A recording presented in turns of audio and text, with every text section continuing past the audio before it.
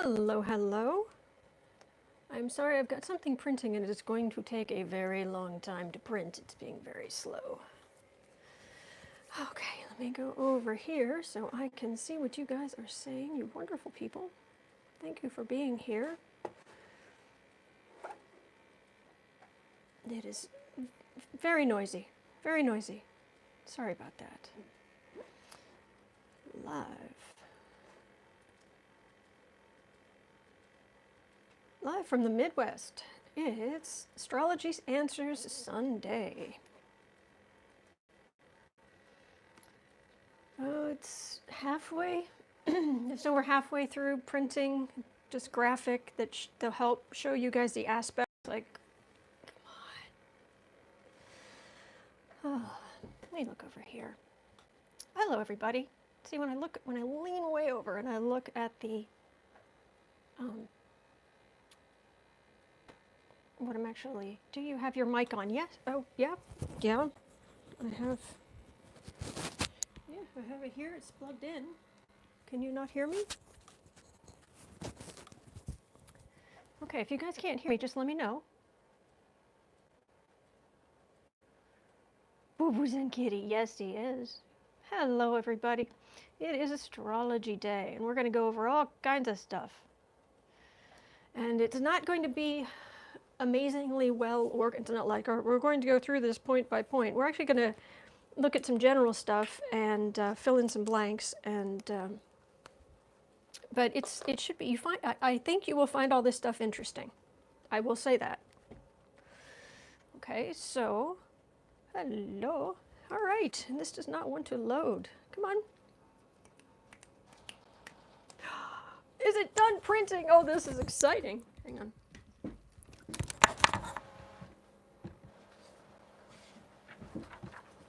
Yay! All right, it's a little dark, but I'm going to redo it, but I wanted to print this out so you guys could see it. Oh, thank you, Mr. Printer. Oops. Oops. All right. All right, that's there, that's that, that's this. I even have made some letterhead paper. It's so exciting, I can hardly contain myself. Right. And, okay.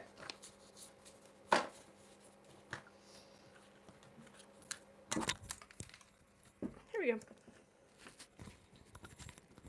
Autumn, can you look at the post office? Why? What's going on with the post office?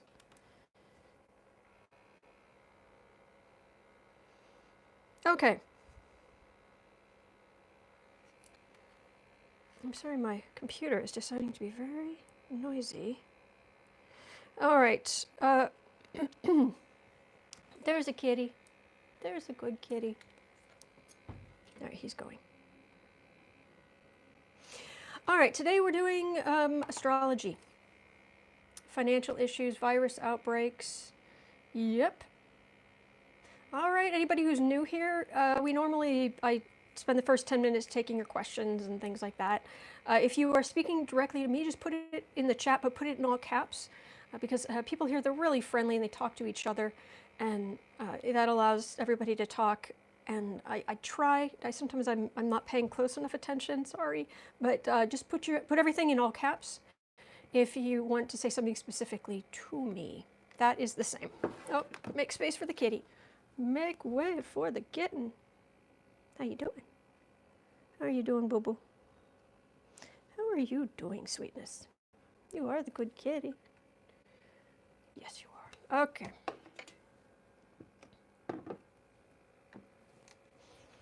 Hello, hello.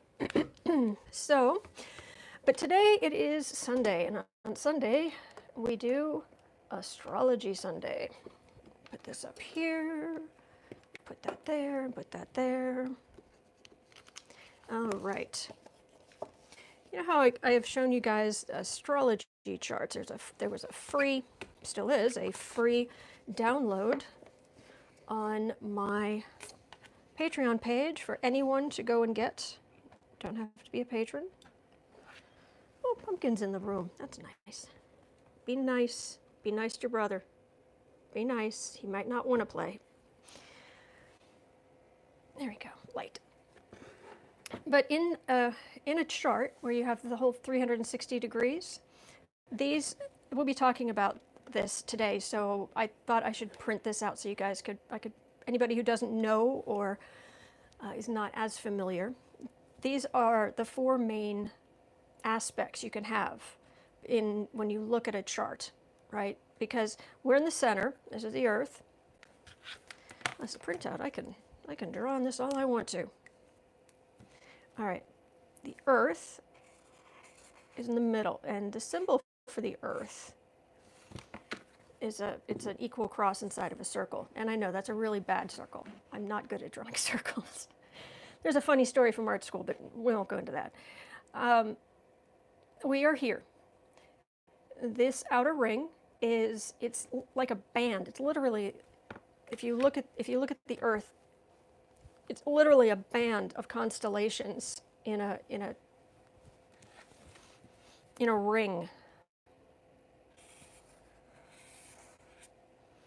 Think of it that way. If I put the Earth here, wow, again, horrible circle. You paid how much for art school? I was an art history major. Leave me alone. Yes, I'm talking to myself. This is the Earth, and this is, if you're looking out, it's a ring of constellations, okay? And basically, we end up with, there's basically, like, that's Aries, Neptune, Gemini. So it just goes around the, in a circle like this. You are Leo, you are Virgo, Libra. All right, and this is the main thing we're talking about today. So I hope I'm not.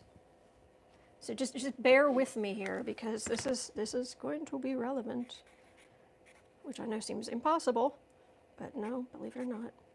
Okay, Capricorn, which always looks like an expensive logo to me. Aquarius and Pisces, which is like an H with the two sidebars squeezed in. All right, so these, usually when you look at astrology, unless you have some reason to start somewhere else, it starts at Aries and it goes around and ends in Pisces, okay? Now, with you have the Earth here and you've got this ring which is flattened, so this is looking straight down from above, okay? So, Aries would be here and what have you. So when you have different planets in different signs, or let's put it this way. Let's just use this, the normal thing, okay? So let's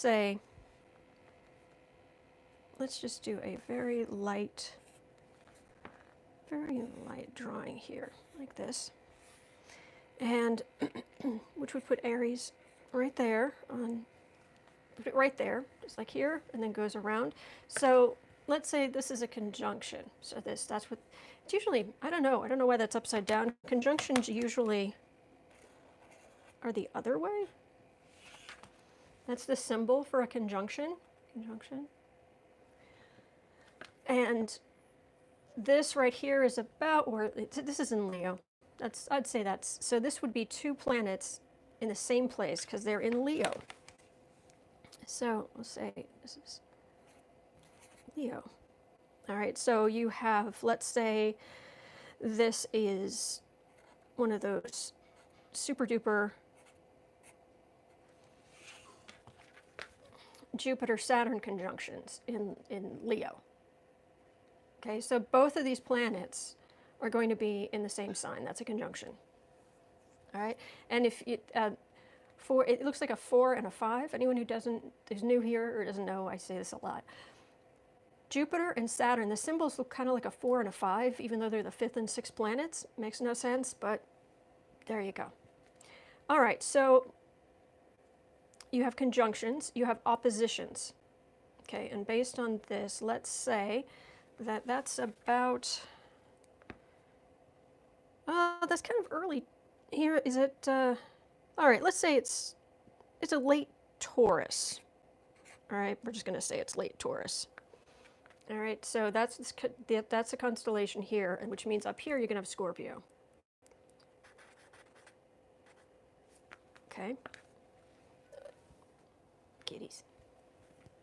All right, so any planet you have here, like if you have, I don't know, if you have Moon here in Taurus and you have Mars here in Scorpio, they would be in opposition to each other. Okay. This is obviously, conjunction would be 0 degrees. Opposition is 180 degrees. Square is 90 degrees. And a trine is 120. All right, that would be Capricorn and beginning of Libra. That looks like Libra and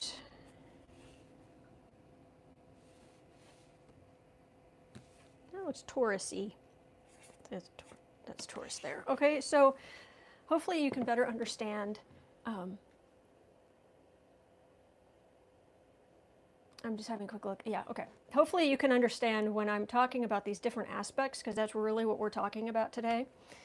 This is what it is, all right? Conjunctions, oppositions, squares, trines. There are other more involved. The one you'll run across quite often is half of this. It's instead of 120 degrees, it's 60 degrees.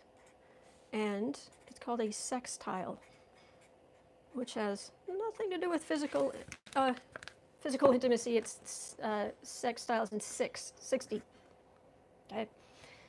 It's now a conjunction is a blending of the energies. An opposition is it's a seesaw. One gets powered, then the other, then back and forth, and one you can get higher and lower, but the energy seesaws between them, up and down, up and down. A square, some people describe it as just tension and it's all bad. I always explain it's an overload. It's like a, let me see if I can draw.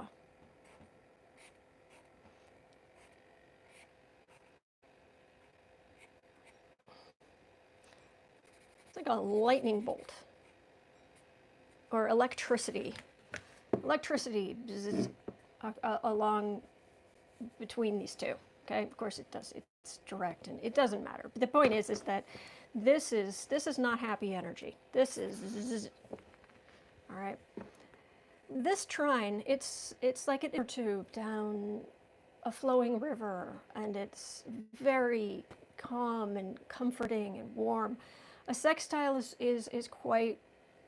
It's quite positive as well. It feels very positive. It's more energizing than this. It's like let's go for a really good walk, you know. But do it together so you enjoy it in your best, in your favorite weather. So a square is overload, not happy. It usually is if you have squares in your own chart. What happens is over the years, if you work on it, think about it, you get used to the energy and you start being able to harness it. And that's why I don't say squares are just all bad. They're not, because if you can harness this energy, whatever you're trying to do with that, it'll just take off like a rocket ship. It'll be great, but it's not easy to do. Okay. Let's put it this way: if you don't deal with the energy at all, and you just let it do its horrible thing, and you just give into the energy, our president has Trump. Trump has. Oh, and when you're writing out planets, when you're writing them down, you put the planet closest to the sun first. Okay? Trump has, so Mercury square Neptune. Okay? I think of Mercury as, you know, he's Venus, but honey, you should see me in a crown. It's communications. But when it's in Neptune is illusions, fiction, people who are great directors, writers, actors, artists, they usually have a good, strong Neptune in their chart.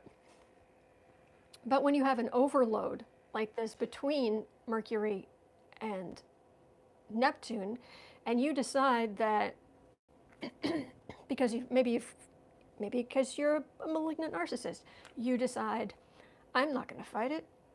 I'm just going to do what comes naturally, what feels right. You basically lie your rear end off. So communication, fiction. Overload, an overload between communication and fiction. That's what Trump has. All right? So, when it comes to let me get down to a blank page here. Ooh, maybe I can use this behind a blank page to help me draw some circles, because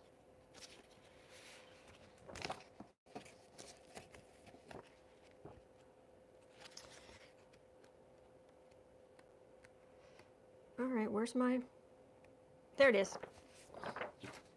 I have letterhead paper, and darn it, I'm going to use it.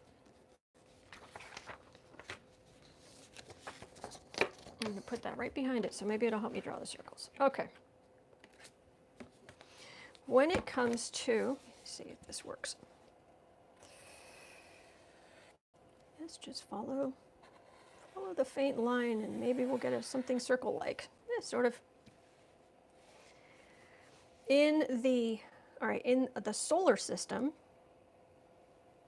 you have the sun in the middle. Okay? Okay? Sun in the middle, and then you have the different planets. Earth, Mars. Yeah, I'll just do it this way. Jupiter, Saturn.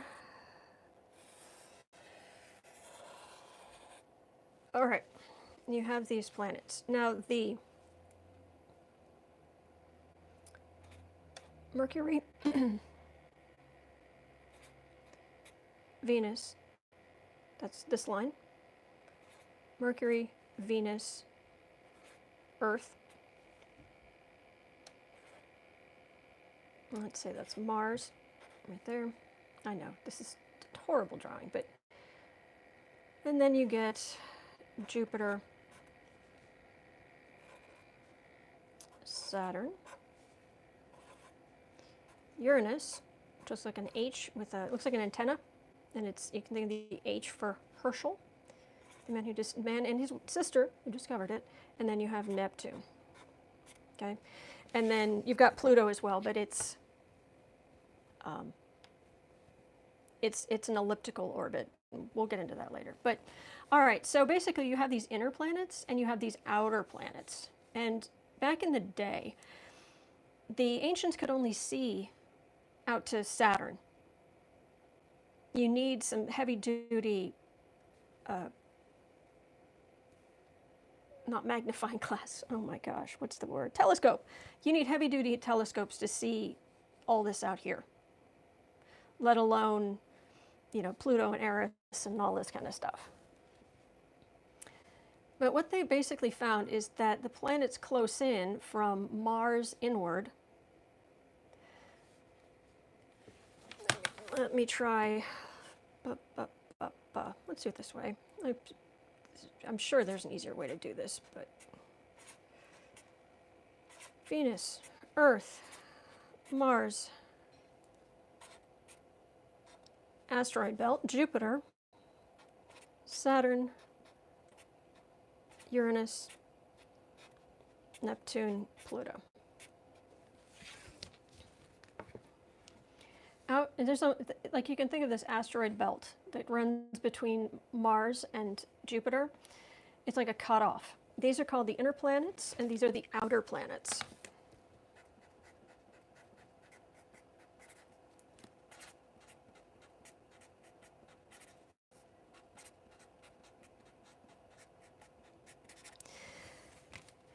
And especially,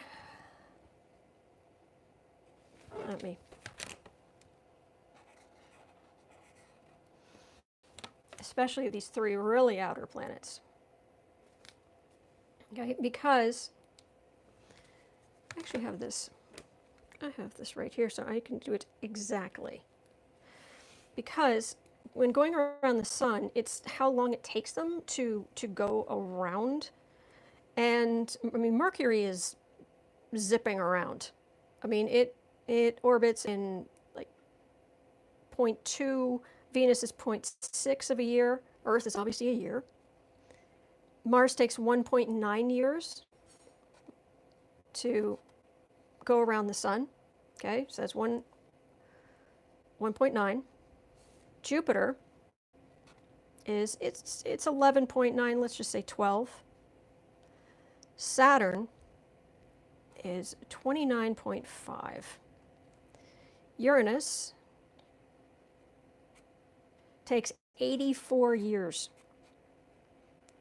Neptune, 100 and, let's say, 64, 65.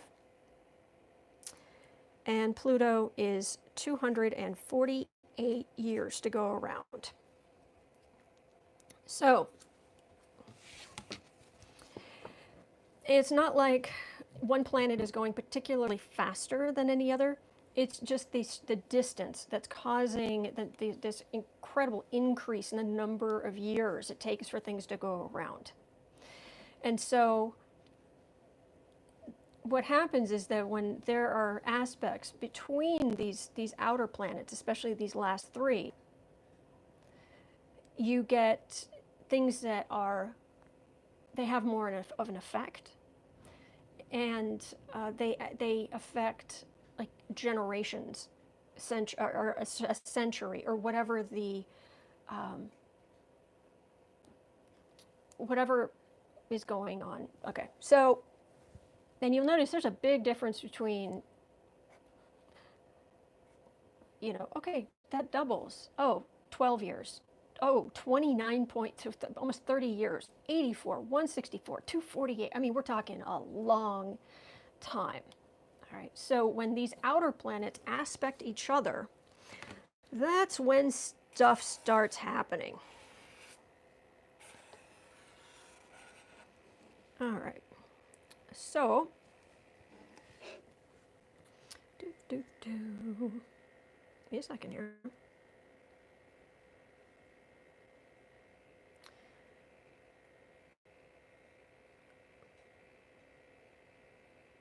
All right, the Saturn, all right. Now, what is happening right now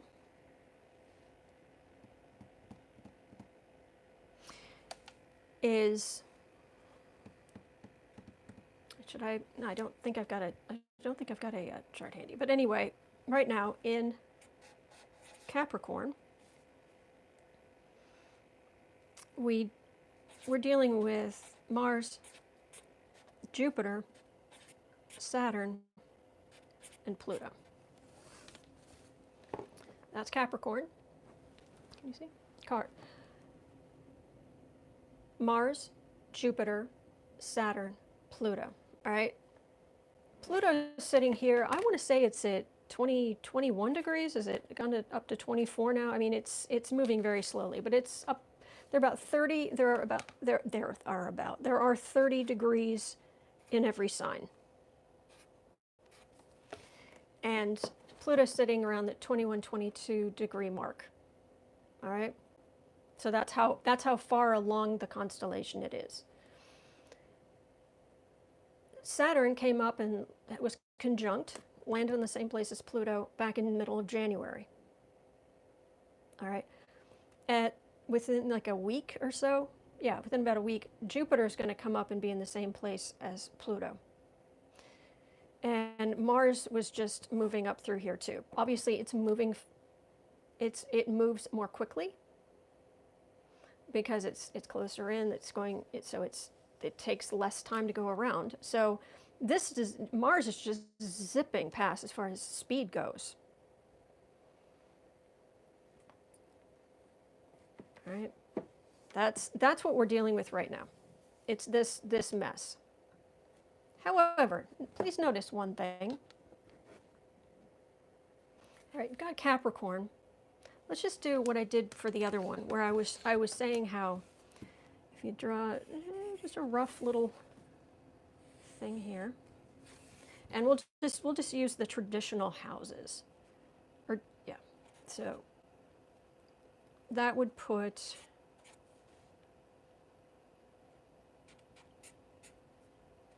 Cancer, Leo, Virgo, Libra, Scorpio, Sagittarius, Capricorn, Aquarius, Pisces. Let's just do it that way. All right, so up here, so from about here to here, you have 0 degrees Capricorn, and you have 20, it's really, let's just say, because it would be 0 degrees Aquarius, but let's say it's 20, let's go right up to the hilt of 29.9 degrees, let's just say that, of Capricorn. All right, so what's happening now is that you have all these planets going through this mess right here. So we've got, Mars won't be here long, but the others are moving steadily through, right? These are the planets, and they are all going through Capricorn. And this is kind of why this is not the end of the world, what we're going through. So you got all this stuff happening in Capricorn, but you will notice of these, the outer planets, there's only one. It's like, okay, well, we better check to see where the other planets are, because, oh boy, things could get ugly if we're really dealing with, when these things aspect each other, it can get ugly. All right, so right now, where is Neptune? Neptune is in its own little happy sign. It's home.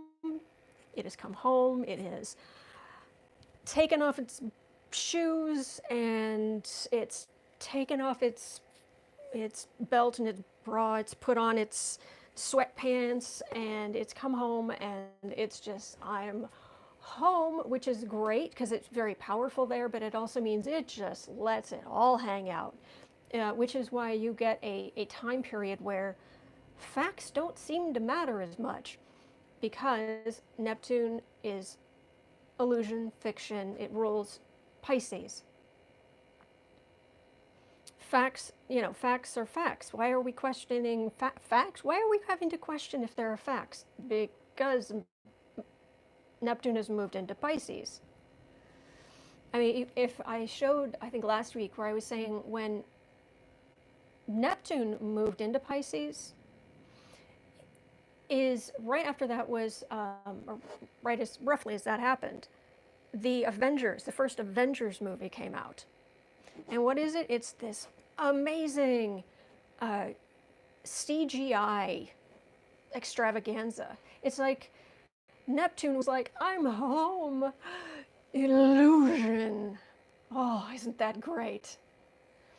So, and we've had this incredible, where CGI has become very, it's available. It's really come into its own.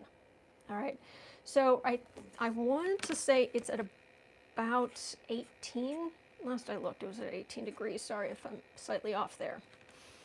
All right, so Neptune's over here. It's at about 18. Uranus is down in Taurus. All right, so we're going to pretend that's 30 degrees each. We're going to pretend that's 30 degrees of Aries, 30 degrees of Taurus, 30 degrees of Gemini. Uranus is, it's been going forward and it coming forward and retrograding and what have you, but right now it's somewhere around here. I don't know off the top of my head what degree it's at, but it's in early, sort of early Taurus. So you get good old Herschel. Uranus is somewhere around here in Taurus. Okay. Do I have any of those red Sharpies left? Oh, sorry, sweetie. Nope, that's black. Nope, I don't. Do I have a colored pen? I'm pretty sure I've got a colored pen here. Oh, I've got a bunch of them. Oh.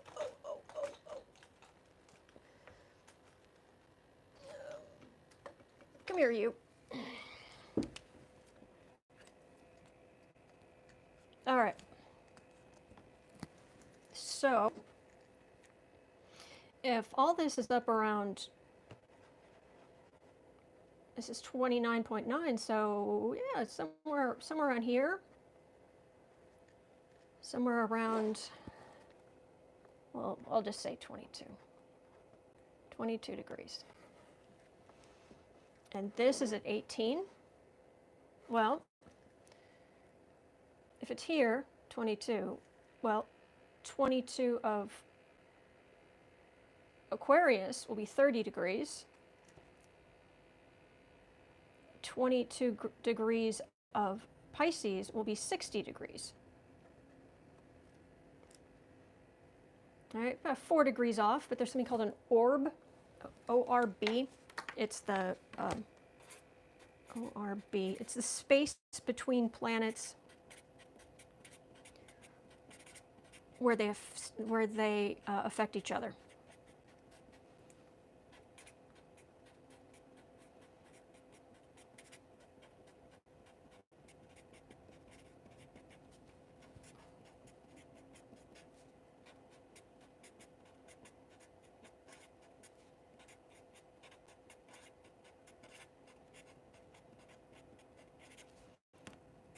Okay, ORB, the space between the planets where they still affect each other. The sun and the moon, the luminaries, have about a 10-degree orb in each direction.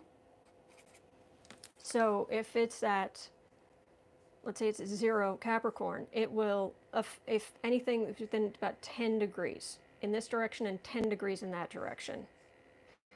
With the other planets, it depends. A good rule of thumb, and different astrologers use different things. I would usually go up to about maybe 5 degrees in either direction. Okay, so even it works in aspects too. So this, let's say this is at 22, 30, 60 degrees. That would be 22 here. 4 degrees orb? That'll work. I'd accept it. All right, so this is 60 degrees. If we go back here, hello, sweetness. 60 degrees is that sextile, where it's positive. It's like a trine, the lazy in the inner tube floating down the smooth river and just having a good, just moving just well enough that you're still having a good time, but no stress, And the sextile is that kind of energy, but it's more it's just more invigorating. It's more energizing, okay? So it's still a pretty positive thing. So,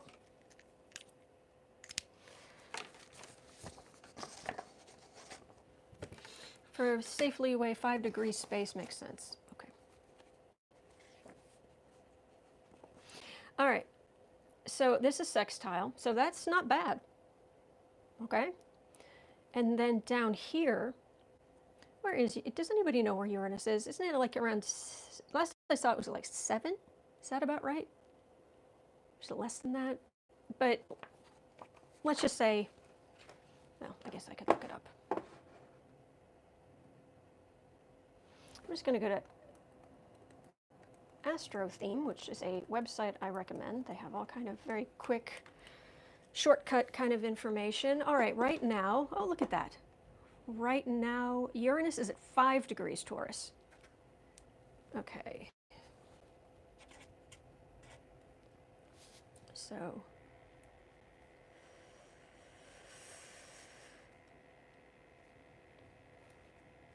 yeah, all right. Uranus is at 5 degrees Taurus. Neptune is at, 19 degrees Pisces. And then Pluto, Pluto's moved, yeah, Pluto's a little bit later on, sorry about that. Pluto is at 20, it's actually 24.49, there's 60 minutes and a degree, I think we can say 25 degrees of Capricorn. All right. This is important. Uranus, Herschel, looks like an antenna, rules the media, rules the internet.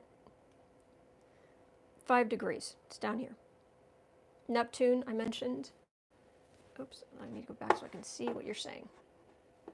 Come on, work with me here. There we go. Astro Theme is a website I will go and just to get quick information. They also have something called the Celestar. I have a long video, it took me forever it took me literally months to edit, where I talk about how you can use the Celestar on the website to get a quick view of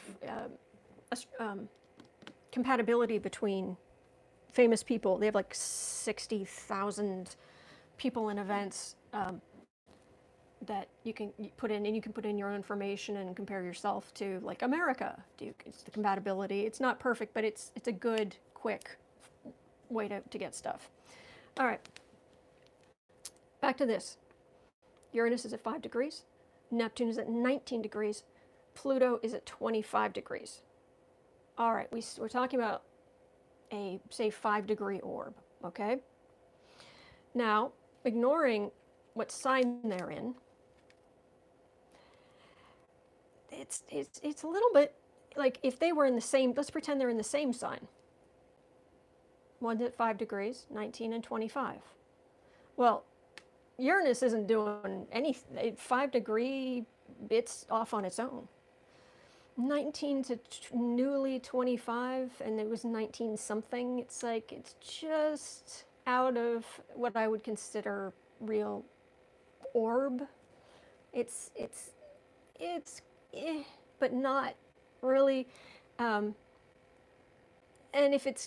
because Neptune moves faster than Pluto, it will close that gap over here.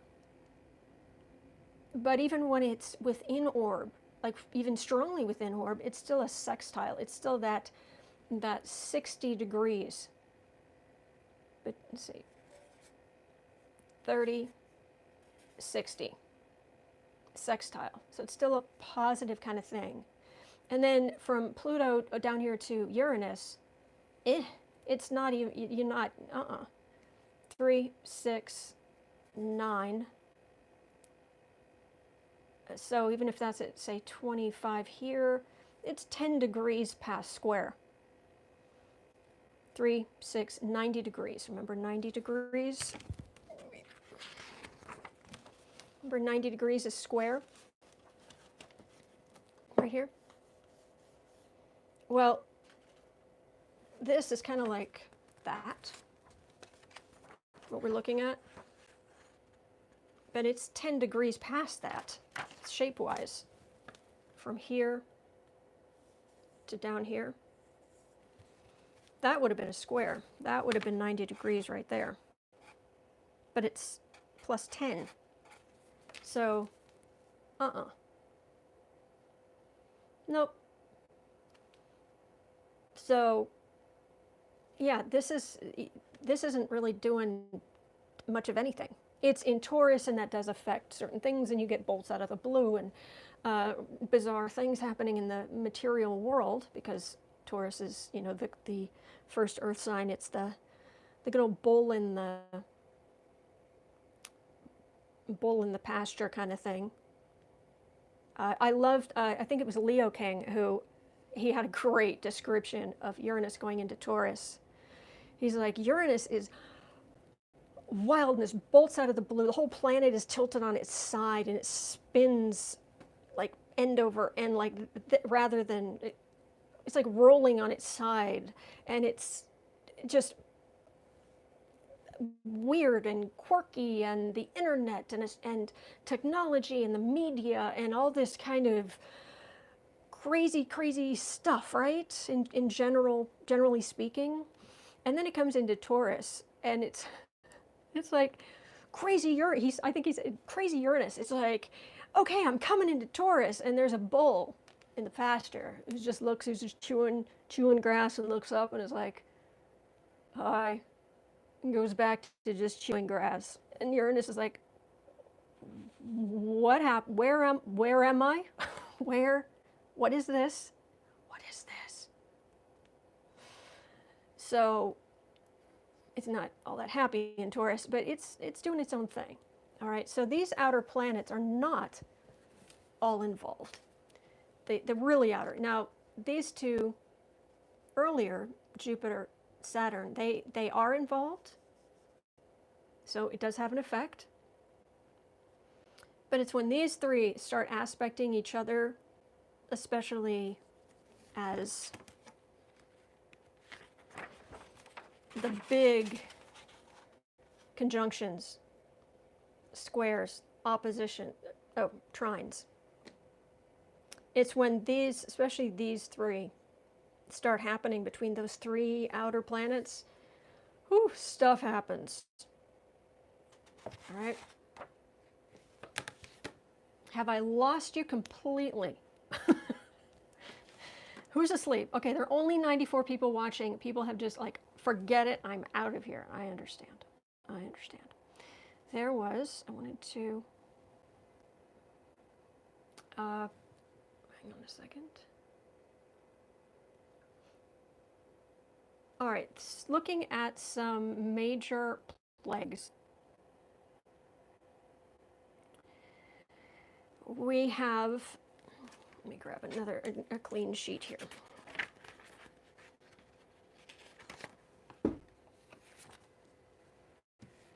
Let's go through some really nasty stuff. And let's go all the way, let's take it all the way back. There was, I don't think we need to go all the way back. The Antonine Plague of Galen in 156 AD, I think we can skip that one. We'll just, okay. You had in 1346 to 53, you had the Black Death.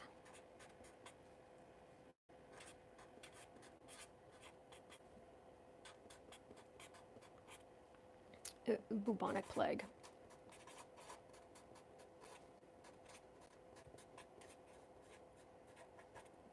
Okay. It killed a lot of people.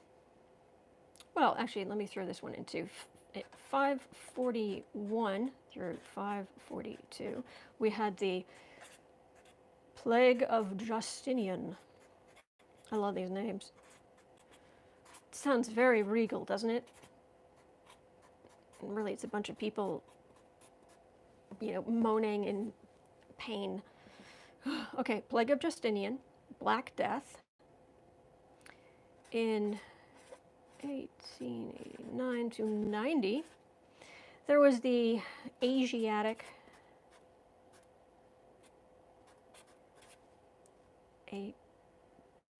Asiatic or Russian flu.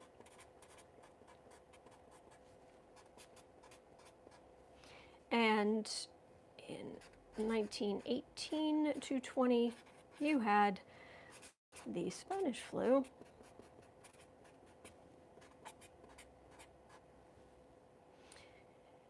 In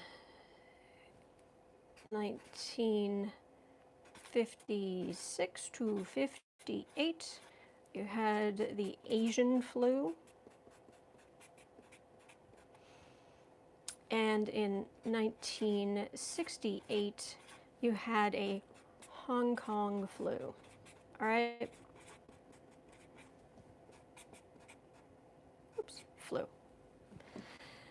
Just a ballpark, all right, I'm just going to write numbers over here. This is roughly about how many millions of people these killed. Plague of Justinian, that was about 25 million. Black Death was somewhere between 75 and 200 million people that killed. Asiatic Russian flu, slackers, only killed 1 million. Yes, I'm trying to find some humor in this disaster. Spanish flu pandemic was about 20 to 50 million. Asian flu was 2 million, and Hong Kong flu was 1 million. Okay? These are nasty customers. So flu of whatever flavor has buggered the human race forever. Yes. Yes, ma'am. All right, so these are some major pandemics. And what I have here,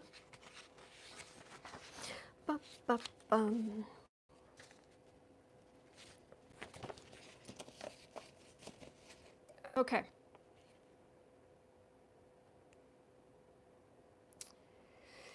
Let me see. Follow this up. First is in about the 570s. 570s, so about 30 years after this. This was 1390s, like just after the Black Death. Between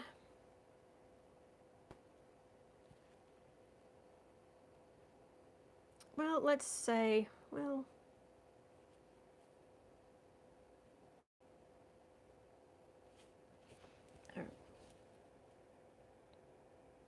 what happened was, I think you'll find this interesting. In the 1390s, you had Neptune conjunct Pluto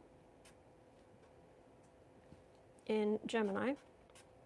Remember the two faces of Gemini? Put that there. And just before that happened, you had all of that roughly opposing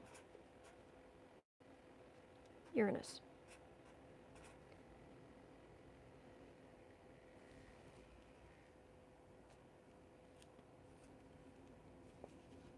All right.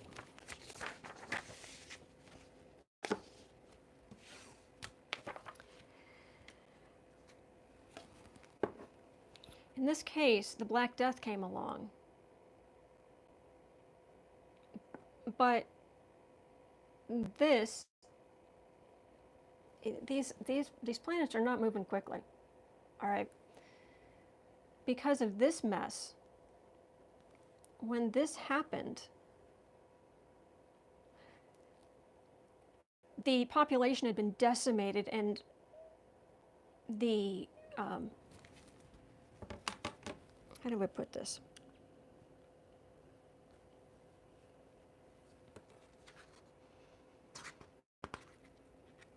Oh, my notebook is over there. Okay, let me switch thing here.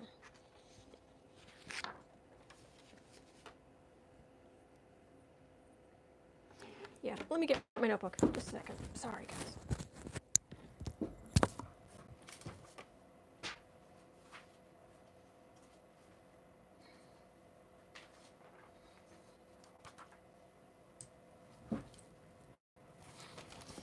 Just look at the kitty. All right, please forgive my really messy notes here.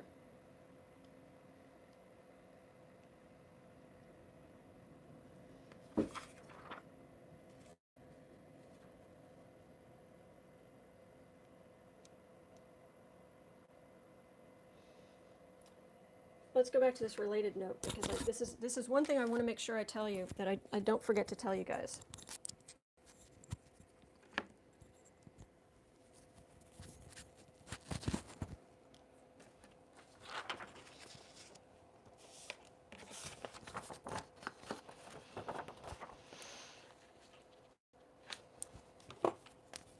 All right, you know how right now I talked about in Capricorn, the Louis Vuitton symbol of the zodiac, we're dealing with Mars, Jupiter, Saturn, Pluto, okay? And this is happening in 2020. Well, this has happened in Capricorn. The last 2 times it happened was in 1517 and 1284. All right, 1284, 1517, and 2020. All these planets in Capricorn. All right.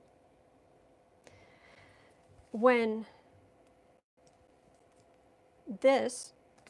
it happened, let me, oh no, I'm going to draw a circle. Oh, it's going to be terrible. Yes. All right. And remember, we're putting Capricorn up here. So we've got that whole Pluto mess up here in Capricorn. All right, up here in Capricorn. In 1284, Uranus was basically opposite in Cancer, I believe. And that was 1284. In 1517, it was, I can't remember exactly what sign it was in, but it was roughly, it was more like trine. So here, Uranus was opposite the Pluto conjunction. In 1517, Uranus was roughly trine, which is the symbol is a triangle, Pluto, okay? Roughly. In 1284, you had that big conjunction here, which is about structure and power and what have you. Opposite Pluto. Uranus controls, Uranus is the masses. Everything's equal.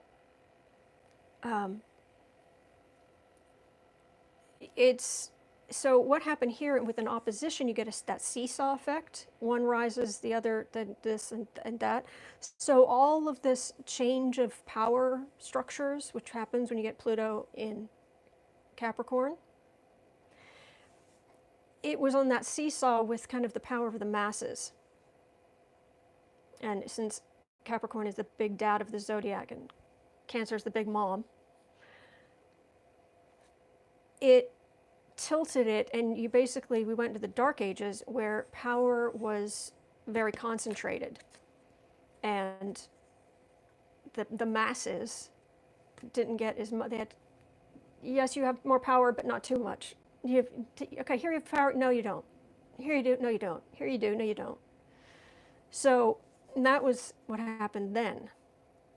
But if we go 120, so if that's 180 degrees, which is an opposition.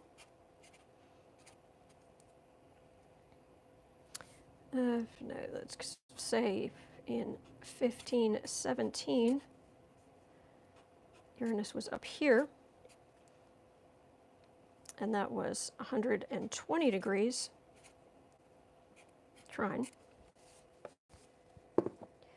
So Uranus, the masses, 1517, when all of this happened here, it was trine with that lovely calm energy of the trine. We went into the Renaissance. Okay? Now all of this is happening here.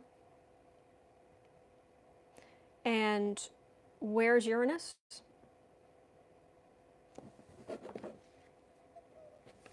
Where's that sheet? Oh, I took it off. Go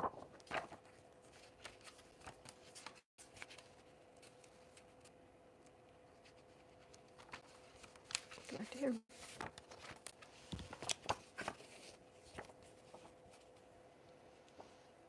It's not quite trining. 3, 6, 9, 100. It's like a.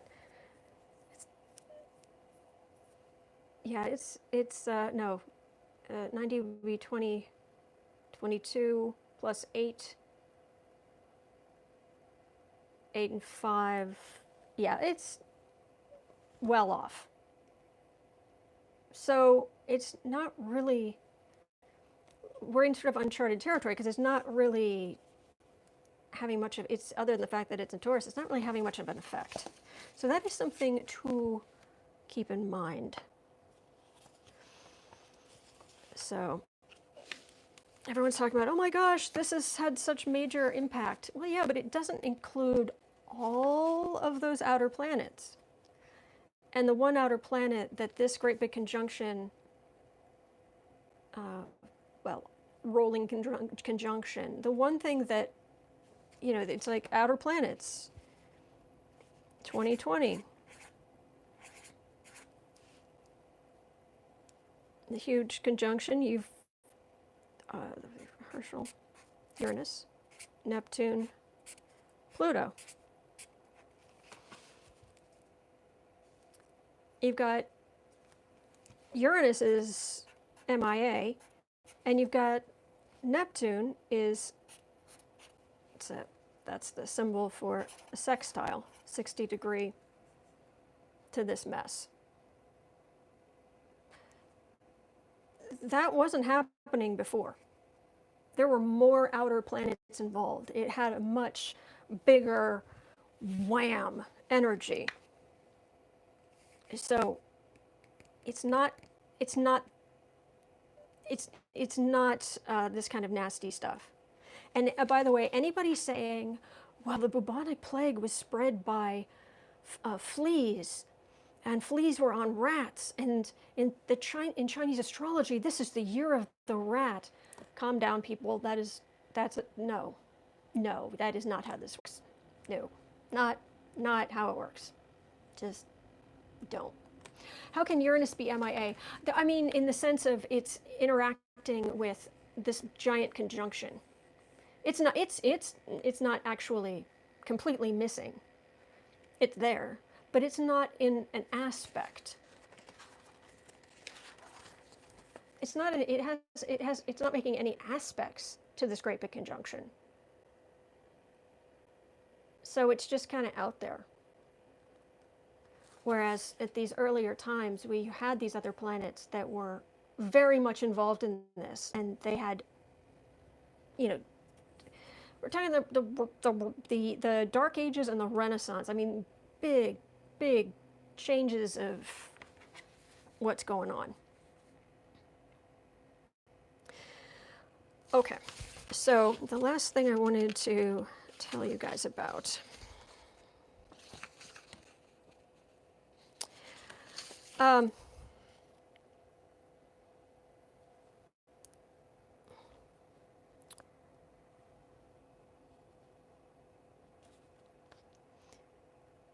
Saturn and Neptune are usually, Saturn and Neptune are usually the I believe that's what was going on during the Spanish flu. And when you're dealing with Okay, remember these planets here. Jupiter, Saturn, Uranus, Neptune, Pluto. We're dealing with Saturn and Neptune. That's where you can end up with a lot of, hello sweetheart, you can end up with a lot of pneumonia. Whoops, sorry. Pneumonia, or basically the Neptune is water, god of water. And Saturn brings things into form.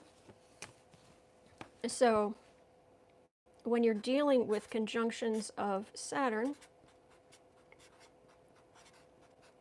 and Neptune, the thing that you have to keep an eye out for is the lungs filling up with fluid. Kind of pneumonia. EU or UE? I can't spell.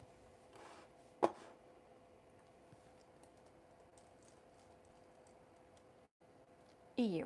Okay. EU. You get kind of pneumonia-like stuff. All right, when these are conjunct in the same place. All right, so that's what you have to worry about. Right now, let me go back to Astro Theme. Saturn.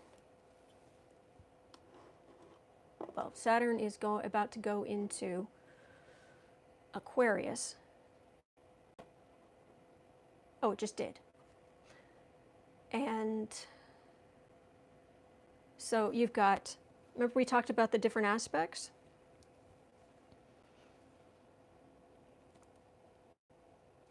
You have Saturn right now is at 0 degrees of Aquarius.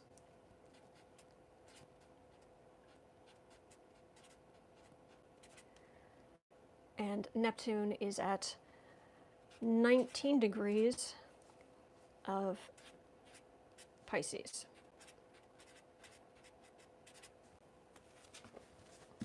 Okay. Remember we talked about orb?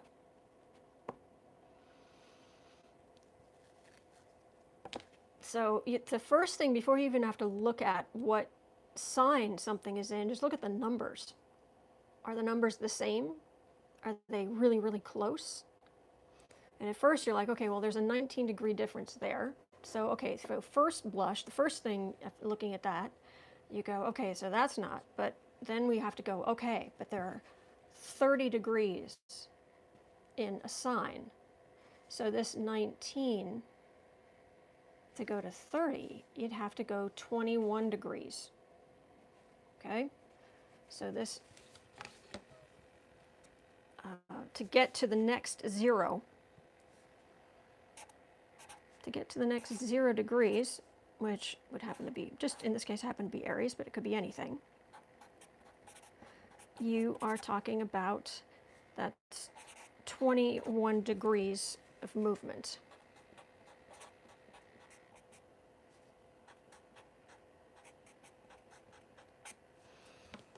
And obviously this is 19-degree difference this way. So while people are on ventilators now and they are having real problems, these two are not, they're not really aspecting each other. So, I mean, if Saturn was at, let's say Saturn was at 19 degrees of Aquarius, because if we go back to the circle, oh, I'm getting better. The 3 signs in this quadrant up here are Capricorn, Aquarius, and Pisces. Capricorn 0 through 29.9 degrees. Aquarius, 0 through 29.9 degrees. Pisces, 0 through 29.9 degrees. So with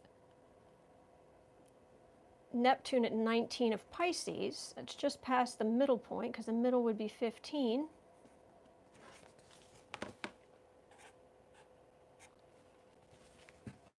And Saturn just hit 0.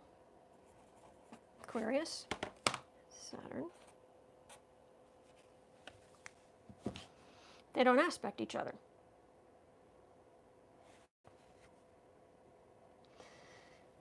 Now, do keep in mind, this is still an outer planet. When these interact, stuff happens. It's a bigger effect on everyone. Saturn is moving, though, and it moves relatively quickly. They are going to conjunct. Well, they're both going to be moved forward some, but I want to say Saturn conjuncts, I have it here.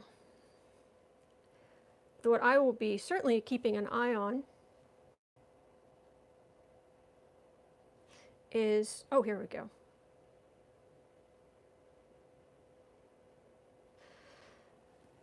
All right, in 1918, Spanish flu, Saturn was conjunct Neptune, and Jupiter was conjunct Pluto in Cancer at the peak of the outbreak. So we have that in 1918, Saturn conjunct Neptune. And at the peak, Jupiter conjunct Pluto. Outbreak. Peak, which makes sense because Jupiter expands. Think of it as the biggest planet we got. In it, it just expands everything. The great news, it's optimism, it's travel, it's all Jupiter's, it spreads, which can also be bad. All right, outbreak and peak.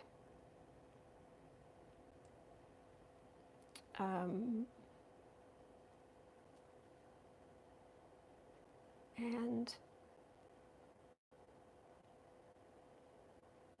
Saturn conjunct Pluto, Jupiter conjunct Pluto. So that's what we're dealing with now.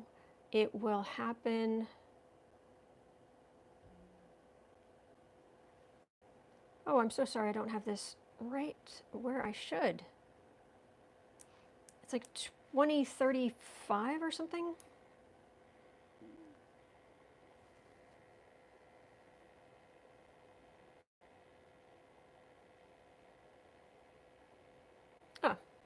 By the way, oh, okay. No, my mistake. Keep in mind, my dear friends, my good kitties and dear friends, Saturn is again going to conjunct Neptune in Aries in 2025. I was hoping it was 35, but no, I knew it was this. I knew it was bad. I was trying to put it out of my mind. 5 years from now, this is going to happen, so I'm going to be keeping my eyes open for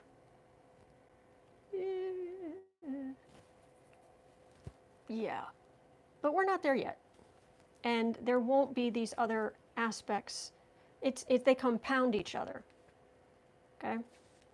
But in 2025, and also Pluto is, when you're talking about a planet going into another sign, you usually just draw an arrow. Pluto is going into Aquarius in 2024. And remember, Pluto's the plow. It goes in, and anything that's not well established, it just starts kicking it up. And it finds the biggest, ugliest rocks it can find, and it's just, yeah. So this is kind of dark, but a lot of people, you know, when I get really, really upset about Trump, and people are really, really upset about Trump, or about the current state of things, I myself am like, yeah, it's bad. It's bad. But I'm a little more worried about what's coming. And as much as, you know, there are good days ahead, I don't really necessarily expect these 2 years to be that great. So do keep this in mind. Okay. She is a water groove. Are you talking to me? No, it's not in all caps. So, okay, anyway. So we have these outer planets doing stuff, and I'm kind of done. That's kind of, thus endeth the lesson. The next Jupiter-Pluto conjunction, here, I'll put this down here. Next Jupiter-Pluto conjunction, which is the spread, the peak, is in, that's where I was remembering that, 2033. Okay, so this is happening 2025, but this isn't happening until 8 years later. So it's not going to be the Spanish flu.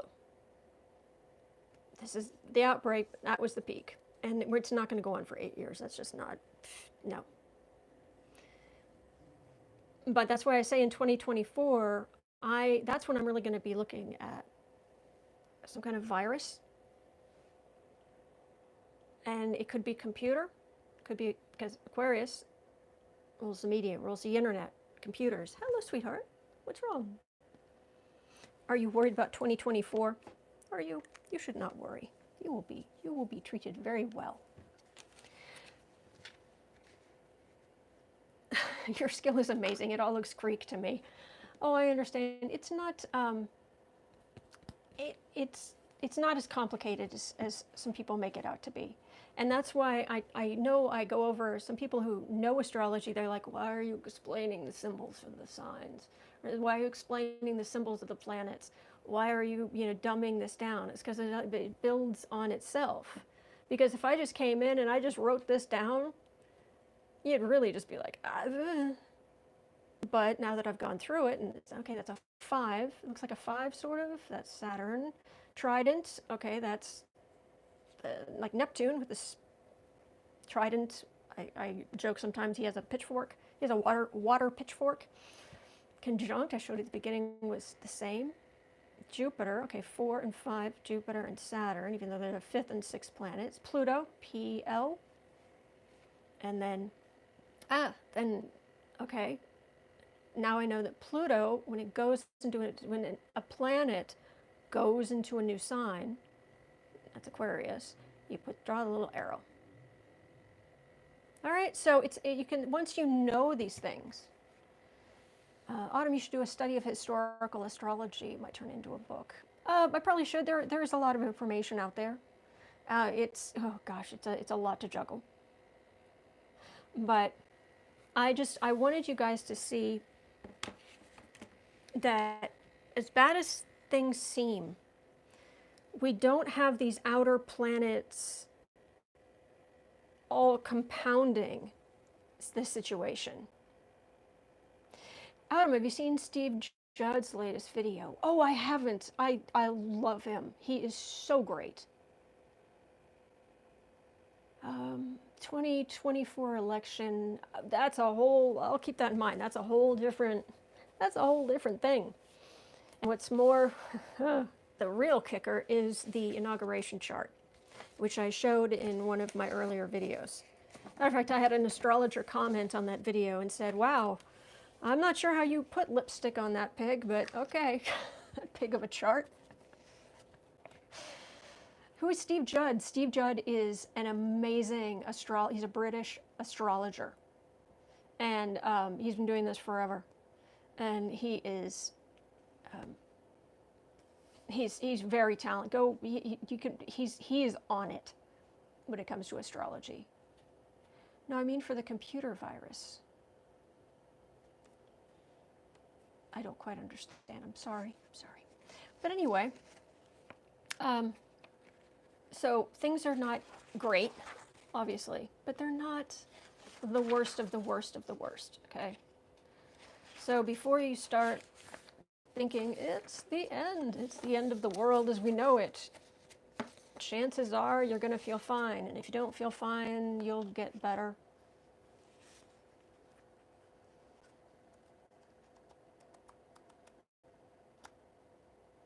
Thank you, Autumn and Tex.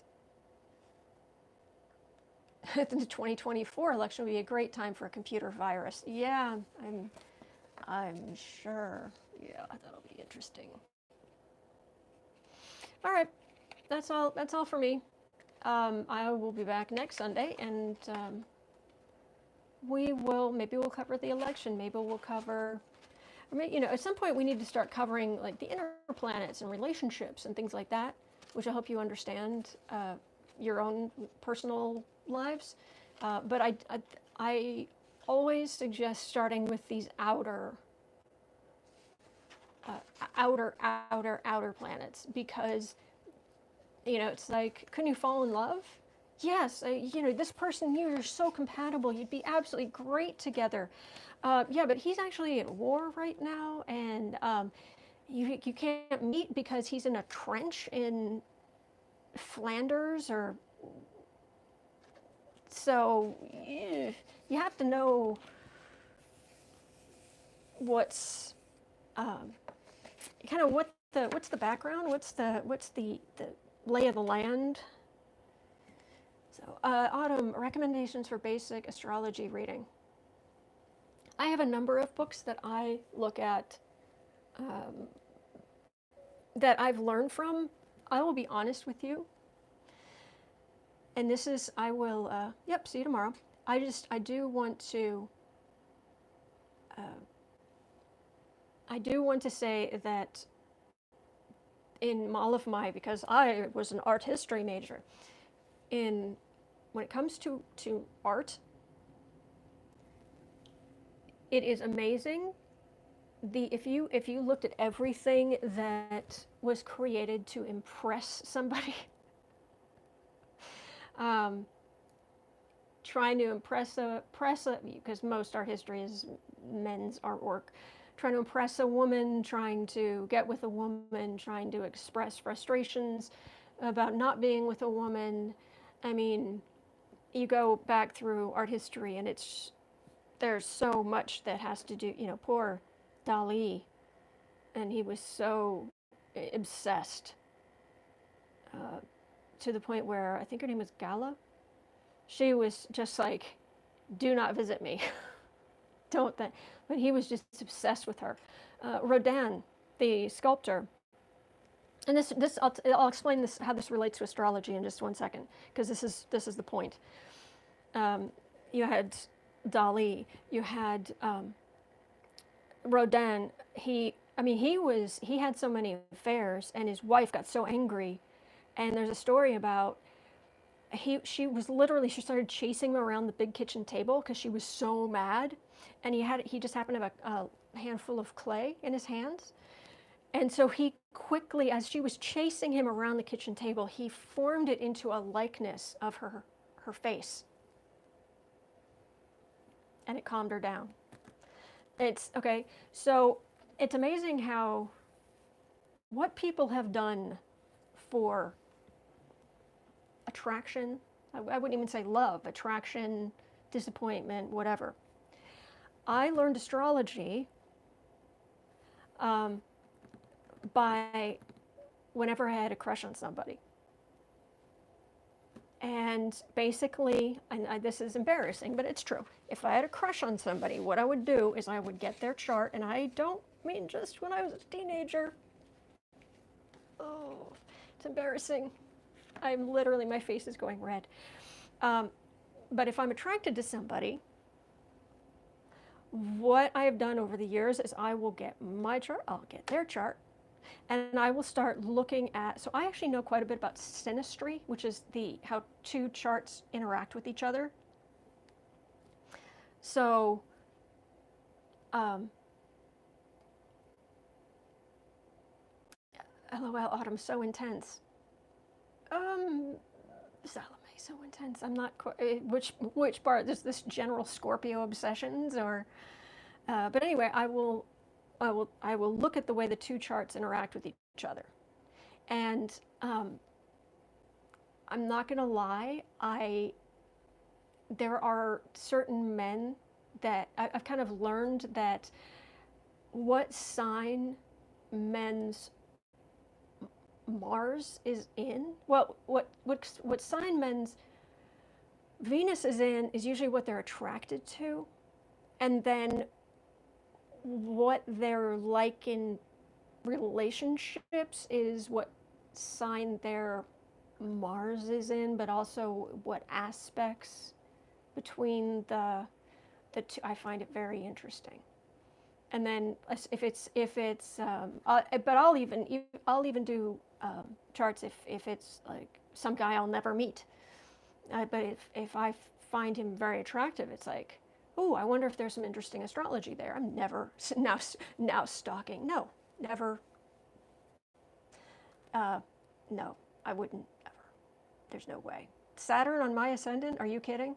Yeah, no, limits. Very, like Benedict Cumberbatch. Not him, but someone, people like him, men like him. He has such a great voice. Oh my gosh, he's great. He's also married with children, and I would never, ever. I can't even think about messing with a married man. I just, no. Nope. But I've learned a lot, and I've learned it by hands-on. Oh, what is this? What is that?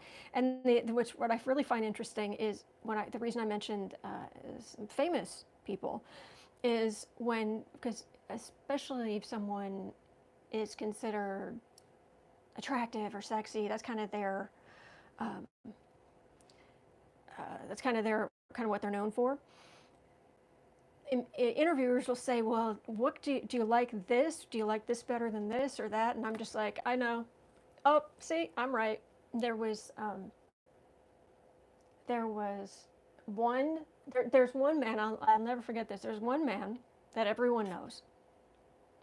And he has his Venus, which is what and how you love. He has his Venus in Cancer, okay, the big mom of the zodiac. Okay, and people who have Venus in Cancer will tend to, they like, a man who has Venus in Cancer, if he's heterosexual, will generally like a woman who's more the homebody, that kind of casual, cuddled up, nurturing, at home kind of energy, okay? And, if you've got, for me personally, I have my Venus in Sagittarius. So this works both ways. I mean, it's not just heterosexual people. My Venus is in Sagittarius, the sign of travel and going, expanding my mind, that kind of thing. The one time in my life I've been married, I married a foreigner, and it's like, oh, that makes sense. So anyway, a man who has his Mars in Libra, the sign of, well, indecision, sorry guys, but equality, but also beauty. Libras are just some of the, fashion is just heavily Libra. Absolutely gorgeous, elegant, and so so anyway, there are different signs. They'll have different things, and so there was this one guy that everybody knows who has his Venus in Cancer. The interviewer asked, "So what do you like more, like leather or lace? And he just said, lace. And it's like, yep, there's no way he's not going to want, he's even things he's talked about, and other things, it's, you know, it's even more like sweats, comfortable. If you're going to show up like, you know, dressed to the, you're a Leo, you've got that Leo Libra energy, and you are, you have to have a full face of makeup on at all times, and you know, and you're more,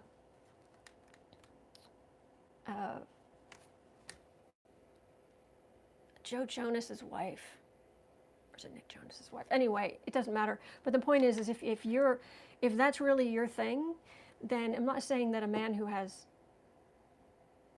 Venus in Cancer won't be attracted to that, but it's not, it's like you don't have to. You really don't. But if that's really your thing, I mean, I'm sure there are other aspects that could level it out, but don't change for other people. That's important. Do not change for other people. But it can help you understand what people like, what people don't like. If you're going to buy gifts for somebody, it makes it a lot easier. And just kind of knowing kind of what you're getting into. So that's why when people say, oh, you know, recommend some books. I have books, but they're more specific things like astrology and film, how Neptune, there's this one called Sign of the Times, which I have here, cosmic trends. It has to do with like when Neptune is going through the different signs and how it affects the entertainment and film and books and art through time as it moves from sign to sign. So a general book, there are lots of them out there, but I learned hands-on. I learned hands-on because I wasn't hands-on. That was a bad joke. That was a bad joke. I'm sorry. All right, I'll leave now. I'm not a cougar, but Harry Styles, God, SAS 78 saying, there's nothing wrong with that. I mean, you can, you're not dead. You're allowed to look, you know.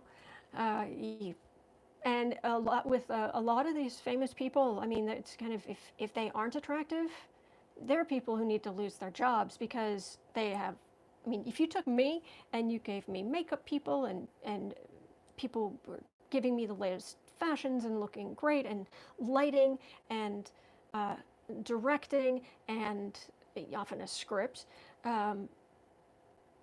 and a PR person who was being paid thousands upon thousands upon thousands of dollars every month, yeah, I should look good.